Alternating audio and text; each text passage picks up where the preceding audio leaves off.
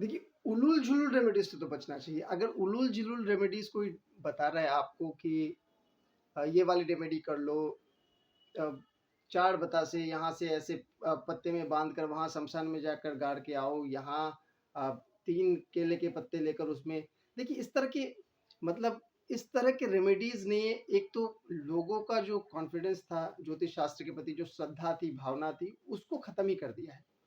इस तरह की जो रेमेडीज़ जो करना चाहते हैं, वो लोग तो इसको सीरियसली लेते हैं, लेकिन वो लोग जो इसको मतलब इसके आधार पे ज्योतिष शास्त्र को जो मतलब एनालाइज़ करना चाहते हैं या जज करना चाहते हैं, उनके उनके लिए एक बहुत ही खराब इमेज बनता है ज्योतिष शास्त्र का और ज्योतिषियों के प्रति। तो इसीलिए बहुत ज़रूरी है कि इस तरह के रेमेडीज़ से बचा जाए, जिससे अंधविश्वास फैलता है। ऐसे रेमेडीज़ जिससे मतलब अब कुछ भी रेमेडीज़ आजकल देने लगे लोग। वो 4 पाए की 4 पायों में आप जाकर कील ठोकिए। तो इस तरह की रेमेडीज़ आपको पागल बनाएगा।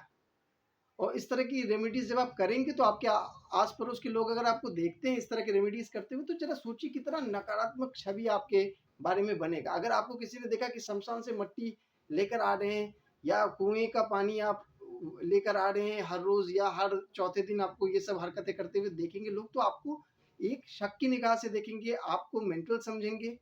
तो इसलिए बहुत ज़रूरी है कि इस तरह के रेमेडीज़ से बचें। और ज्योतिष शास्त्र को सही दृष्टि से देखें। जो इसका प्रयोग है, क्यों ज्योतिष शास्त्र का निर्माण किया गया है, क्या आधार है इसका, किस तरह से आपको सही दिशा देखिए अगर रेमेडीज़ की बात करें तो इसमें बहुत अच्छे-अच्छे रेमेडीज़ के मेथड बताए गए हैं। पहला तो कर्म कीजिए, फिर धर्म कीजिए, उसके बाद आप कुछ धारण करना चाहते हैं तो रत्न वगैरह धारण कीजिए, रुद्राक्ष वगैरह धारण कीजिए, जिसमें किसी की कोई क्षति नहीं है। और चौथा है कि आप दान वगैरह कीजिए, गरीबों को गरीब मिलते हैं आपको, उनको दान वगैरह कीजिए। 5वां रेमेडीज़ जो है वो सेवा कीजिए, माँ-पिताजी की सेवा कर सकते हैं, गाय की सेवा कर सकते हैं, पशु-पक्षियों की सेवा कर सकते हैं, उनको खाना खिला सकते हैं। ये रेमेडीज़ आपके लिए ये आपके अराउंड जो दुनिया है उसको भी फ़ायदा पहुँचाएगा और आपको भी फ़ायदा पहुँचाएगा। और ये उलूल-जुलूल की रेमेडीज़ के बीच में आप फँसेंगे कि वहाँ 4 पत्ता तोड़ कर लाओ, 4 लौंग लपेटो, 4 अ, धागा बाँधो। आपको हो सकता है कि ये शॉर्टकट दिखे, हाँ, चलो भाई ये हो स म मैं ऐसा करूँगा, कुछ चमत्कार हो जाएगा, मेरे साथ मेरा जीवन बदल जाएगा। 100 बार बदल जाए आपका जीवन, 100 बार काम करे इस तरह की रेमेडीज़, लेकिन ज़रा सोच के देखिए कि आप कैसा एनवायरनमेंट आपके चारों तरफ क्रिएट कर रहे हैं। कितना अंधविश्वास कुछ रेमेडीज़ हो भी सकता है कि काम करते हो, मुझे नहीं पता इस विषय में। लेकिन अगर कुछ लोग आपको फॉलो करते हैं, कुछ लोग आपको समझ रहे हैं, तो और अगर उनकी बुद्धि चैतन्य है, अगर वो समझने की कोशिश करेंगे आपकी इन बातों को, तो उनको लगेगा कि आप उनको दिग्भ्रमित कर रहे हैं। कुछ समझदार लोग जब इन चीज़ों को सुनेंगे, तो क्या छवि बनेगा एक ज्योतिषी के बारे में? ज्योतिष शास्त्र के बारे में ही क्या छवि बनेगा? इसीलिए लोगों का विश्वास भी कम होता जा रहा है। पढ़े-लिखे लोग, समझदार लोग इस चीज़ को एक्सेप्ट ही नहीं करना चाहते हैं, कि ज्योतिष जैसा कोई शास्त्र हो भी सकता है। तो बहुत ज़्यादा ज़रूरी है कि आप जब भी रेमेडीज़ दे या किसी तरह के उपाय बताए, तो जो वास्तविक उपाय है, जो पृथ्वी से, दुनिया से जुड़े हुए उपाय हैं। अब बताइए किसी का सर दर्द हो रहा है, उसको अगर आप ये कहेंगे कि 3 नीम का पत्ता तोड़ के लाओ, उसको बाँधो एक इससे, फिर उसको जलाओ, तो इस तरह के रेमेडीज़ से अच्छा आप उसको कहें कि सीधा जाओ दुकान, एक सेरेडोन या एक एक जो माफ़ कीजिएगा, कोई भी मेडिसिन हो जो एक्सपर्ट की एडवाइस से आप लेना चाहें, उसको जाके ले लीजिए। 15 मिनट में आपका सर दर्द खत्म। और ये कर्म है। जो कि रेमेडीज़ में सबसे पहला स्थान रखता है, कर्म। तो आप इस तरह की रेमेडीज़ को पहले क्यों नहीं अपना रहे हैं? आप पहले चले जा रहे हो उलूल-जुलूल रेमेडीज़ के पीछे।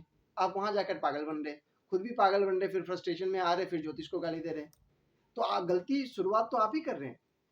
इस तरह की चीज़ों में आप ना फँसें। हाँ, जहाँ मंत्र है, मंत्र यानी आप उसको प्रार्थना के रूप में देखें। मंत्र भी आप इस रूप में ना देखें कि चमत्कारी कोई शब्द है जो मैं बोलूँगा और बस मेरे साथ चमत्कार हो जाएगा, बिल्कुल नहीं। मंत्र को प्रेयर के रूप में देखिए, उसको नियमित रूप से जब जैसे आप भगवान से प्रेयर करते हो उस तरह से प्रेयर कीजिए। उससे जीवन आपका परिवर्तन हो सकता है अगर ईश्वर की कृपा आप पे हुई तो। मंत्र भी किसी चीज़ की गारंटी नहीं है कि आप काम करेंगे नहीं, आप मंत्र पढ़ेंगे और आपका जीवन बदल जाएगा, ऐसा कभी नहीं हो सकता है। आपको कर्म करना ही पड़ेगा। मंत्र तो आप ईश्वर से प्रेरणा लेने के लिए, ईश्वर को अपने अ, कार्यों से बाधा हटाने के लिए आप उनको उनके पास प्रेयर कर सकते हैं। लेकिन अगर आप हाँ, अगर करना ही है, तो आप ईश्वर से आराधना कीजिए, मंत्रों का उच्चारण कीजिए। वो भी अगर कोई गुरु के सानिध्य में आप मंत्रों का उच्चारण करते हैं, तो ज़्यादा अच्छा होता है। क्योंकि मंत्रों का अपना बहुत प्रभाव है और ये प्रभाव गुरु के किसी भी एक्सपीरियंस गुरु के अगर आप निर्देश अनुसार करते हैं, तो वो बहुत अच्छा रहता है। दूसरी बात है कि अगर आपको रेमेडीज़ वगैरह करनी ही है, तो आप दान कीजिए। गरीबों को देखिए, उनका जैसे अगर आपकी राहु खराब है, तो आप कंबल दान कीजिए गरीबों को। अगर आपका आपका आपके शनि जो है वो कुंडली में आपके लिए प्रॉब्लम क्रिएट कर रहे हैं, आपको ज्योतिषी ने बताया कि आपका शनि प्रॉब्लम क्रिएट कर रहा है, तो आप जाके दान कीजिए, तेल दान कीजिए गरीबों को, ताकि आपका तेल दान कीजिए, तिल दान कीजिए, ताकि आपका शनि ठीक हो पाए।